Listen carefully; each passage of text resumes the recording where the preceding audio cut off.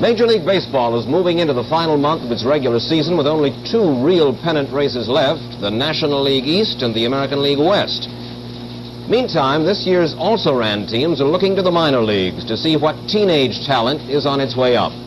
Haywood Hale Broon met one bonus star last year, went back to see him this past week. Youth sometimes seems awkward through not knowing its own strength. But the eye of the baseball scout sees through the maze of aberrant motion to the beauty beneath. And last year in Ruston, Louisiana, baseball men swirled around James Rodney Richard like lobbyists around a legislator. In baseball's free agent draft, he was second choice in the nation. Bonused by the Houston Astros, and was everything wonderful rolled into one in the close-knit world of a country school, before setting out for the loose-knit, lonely world of the minors. In the days of Ring Lardner's rookies, the click of pool balls marked the rhythm of the days in the baseball bushes. And the winds of change, which have expanded the bonuses and shrunk the minors, haven't shortened the hours while one waits for the call to the big leagues. Get that English. It is not only James Rodney's pitching style which has changed in a year, but his lifestyle as well. And the agreeably assured youth in dashiki and afro haircut hardly can remember the shy boy who was just beginning to wonder what all that strength could buy.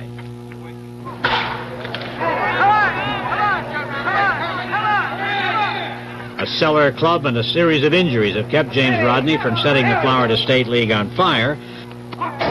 But when he is going well, flames seem to dart from the stitches of his pitches, even though when 6 feet 8 inches of power point a little offline, the flames are too hot to hold. Pitches like this show James Rodney's problem in harnessing the lightning, but he studies hard and learns fast. James Rodney has a tremendous amount of ability, and it's just a matter of time as far as we're concerned between Class D ball in Cocoa, Florida and the major leagues in Houston. He's got the velocity and he's got a good breaking ball, and he needs to get him over a little more. But just like time will heal all his wounds, and he'll learn to throw an off-speed pitch, and it'll make his fastball much more effective. But any time you follow to your right, that means that you're not following through. You let the butter roll that way, you're not following through. Manager Tony Pacheco, as careful as a Dutch diamond cutter with a royal stone, taps at the facets of his charge's style. He loves the game, he thinks seriously about it, and he's very easy to coach. So I think James is going to be an outstanding pitcher in the big league. Well, now, of course, with a record like 3-11, which he is at this moment, doesn't that look as if he couldn't make it? I don't think a record had nothing to do. To start with, we have a poor club this year. Our defense has been bad, and our hitting also has been bad. So there is no support at all for Richard or any other pitcher. Learning in the minor leagues involves picking up survival techniques along with professional pointers, and the rootless life of the young ball players calls for lots of do-it-yourself. The hand that bends the path of a baseball gently beats flour into chicken parts, as James Rodney and roommate Mike Easler sit down to a dinner they try to make like those at home. An observant neighbor in the apartment building is the first step to a fan club, and he gets some inside stuff to relay to future members. I'm gonna throw hard, you know, if they get hit, you know, they got in the way, you know. I'm sure they won't be hit if you just concentrate on what you're doing. Ruston, Louisiana is more than miles away from the laughter on the Lido life of a beach resort.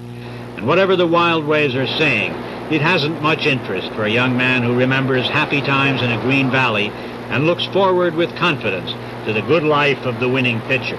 Beginning of high school, you know, I heard that my senior year, I heard that, you know, some fellas got signed out of high school.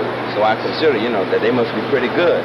But then, you know, after the years rolled by, I became pretty good, and I got signed, and a nice bonus and everything, and I'm satisfied.